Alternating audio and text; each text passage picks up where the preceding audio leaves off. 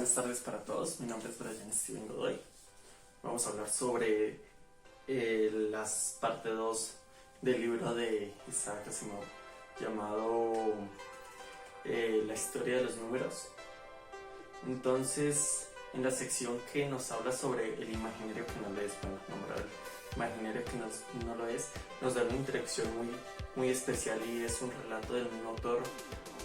Cuando una vez en una clase de sociología, pues que exactamente no era él a esa misma hora había una clase de pensamiento matemático, entonces se encontró, o bueno, al ingresar a la clase de sociología que era un compañero, el profesor clasificó a la humanidad en dos ramas.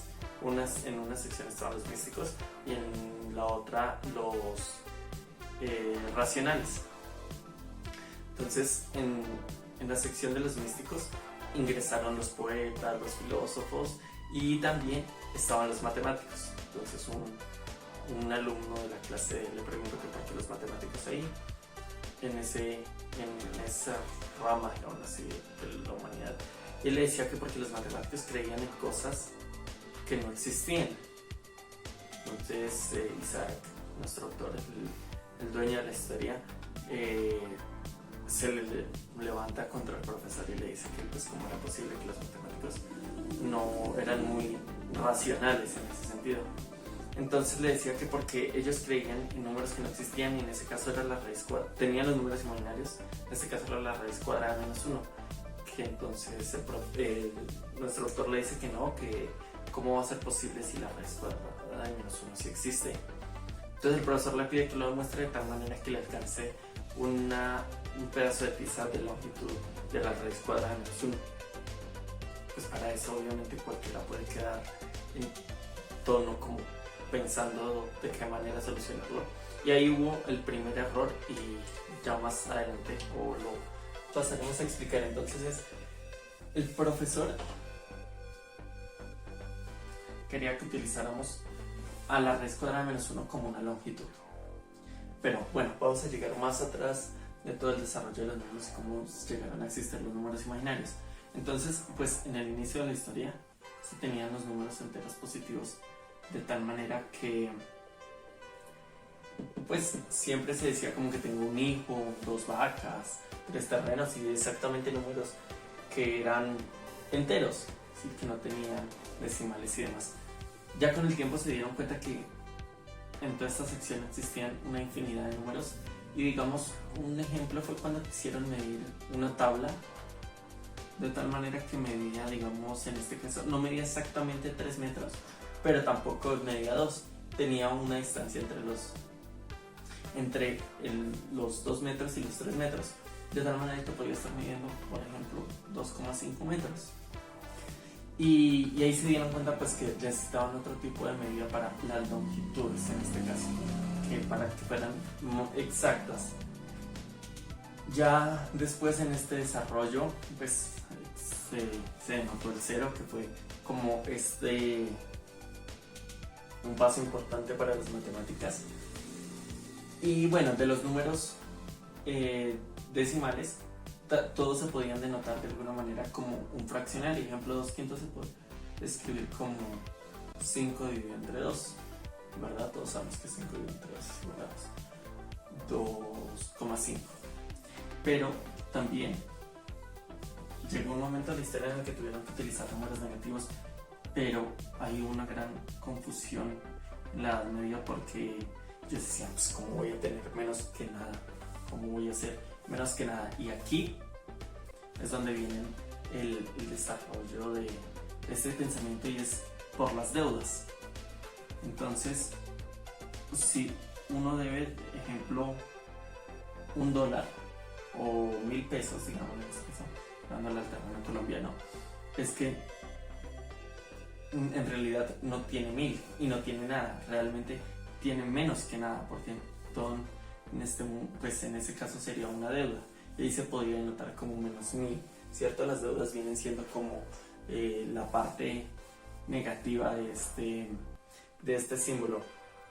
El nombre negativo viene exactamente del dicho de negar, y fue ese, ya lleva implícito como ese desarrollo de la historia, es que al principio se negó la existencia de la posibilidad de esos números, como en este caso el profesor estaría negando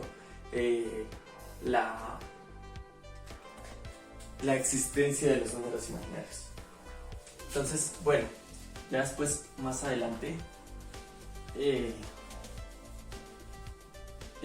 bueno, para todos estos números se podían utilizar para la solución de ecuaciones. Ejemplo, si quisiéramos tener una ecuación como, no sé,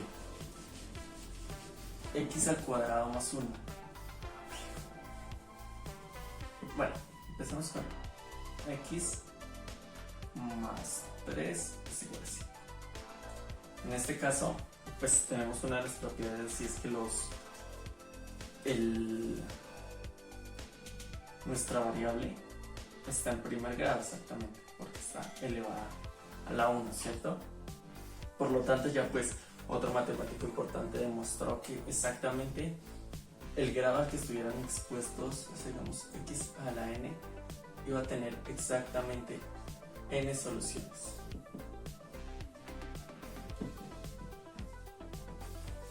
Y así sucesivamente.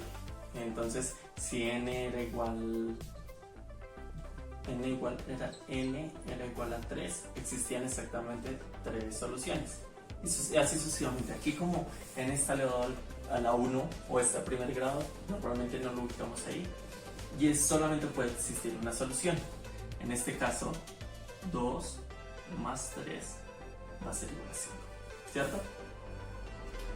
Ahora, ya en toda esa línea de los números reales, también se podían implementar los números negativos, diciendo que, digamos,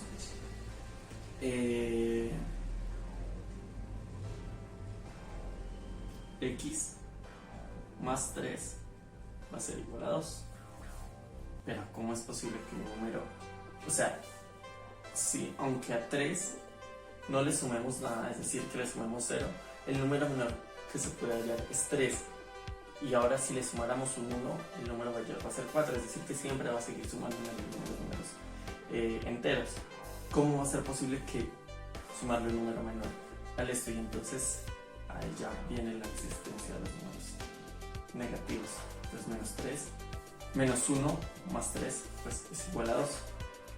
Venía de la misma manera a cumplir las propiedades de los números, esta propiedad de las ecuaciones. Ahora, de la misma manera, si tomáramos a los cuadrados, de manera que x al cuadrado es igual a 25. Entonces, pues aquí van a existir dos soluciones, de tal manera que no puede ser menos 5 elevado al cuadrado, que corresponde efectivamente, pues como todos lo sabemos, a 25, y 5 al cuadrado va a ser igual a 25. Y entonces ya, pues en ese desarrollo de ahí encontramos las dos soluciones, ¿no? Esta vamos a llamarla nuestra primera solución, nuestra segunda solución, que corresponde con las dos posibles soluciones de esta ecuación. Ya después, los números imaginarios vienen de una, o se pueden desprender, ¿no? Porque no es que exactamente esa sea la procedencia, se pueden desprender de llamar x al cuadrado menos 1 más 1 igual a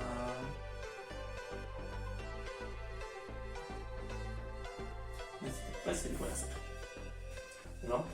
Entonces, bueno, ¿qué números al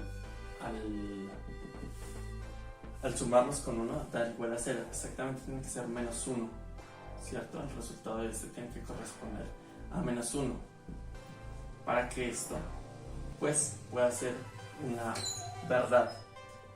Pero la raíz cuadrada, entonces esto viene siendo igual a la raíz cuadrada de menos 1, ¿cierto? Es para poder encontrar ese número. Y este número, demostrar que no lo podemos encontrar en ninguna sección de los números reales, en ninguna parte. O sea, no lo podemos ilustrar en en esta extensión porque realmente no hay un número que al elevar al cuadrado sea igual a -1, ¿cierto? Entonces ahí ya Euler, un matemático importante, nos denota a la raíz cuadrada de -1 como un i. Pudimos haberlo anotado como, no sé, un 1 con una estrellita arriba o cuestiones así, pero no. Euler, de uno de sus grandes aportes a la humanidad y a las habilidades matemáticas que conocemos, los denotó como i. Entonces, la raíz cuadrada de -1 la denotamos como i, y esto también lo podemos ubicar ubicándolo en un plano, lo que conocemos como un plano cartesiano hoy en día. De la misma manera podemos encontrar aquí, tenemos 1, 2, 3, -1, -2, -3. Entonces, de la misma manera que encontramos cada número entero, podemos tener los números imaginarios. Entonces, hacia arriba vamos a denotar a, digamos, i, 2i, 3i, y sucesivamente irán aumentando. De manera descendente también vamos a tener a los números negativos e imaginarios como -i, -2i, y sucesivamente irán descendiendo. Bueno, entonces, ¿por qué exactamente los ubicamos en esta recta? Y es que los números imaginarios no nos sirven para medir una longitud o ubicarlos en esta recta real, porque no los conocemos. Los números imaginarios lo que nos sirven es para encontrar una dirección, una proyección. Llevémoslo al caso del ejemplo que nos dio nuestro doctor, y es que si el profesor en vez de eso nos hubiera dicho: lléveme, bueno, imaginémonos que estamos en la universidad, en la parte central de la universidad, y nos dicen: lléveme hacia el estadio, por ejemplo. Él va a decir: camine. Yo le podría decir, o bueno, nuestro doctor le habría podido decir como: camine 200 metros. Bueno, pero 200 metros ¿hacia qué? Imaginemos que aquí estamos en el centro de la universidad. Y este es todo un mundo de posibilidades en las cuales podemos caminar exactamente 200 metros. Podríamos caminar en diferentes direcciones. Y es aquí donde implementan los números imaginarios. Ya con los números imaginarios podemos tener otro gran mundo de los números, como podrían ser los números complejos, que son los que se clasifican por una parte los números reales y otra en los imaginarios. Entonces aquí nos damos cuenta que realmente los números imaginarios no son imaginarios, y si los matemáticos en todo ese proceso de conocimiento no es que creamos o crean en cosas místicas y poco aterrizadas a las necesidades de la sociedad en general. Y bueno, esta es mi explicación y mi aporte sobre la parte 2 del libro titulada El imaginario que no lo es. Muchísimas gracias.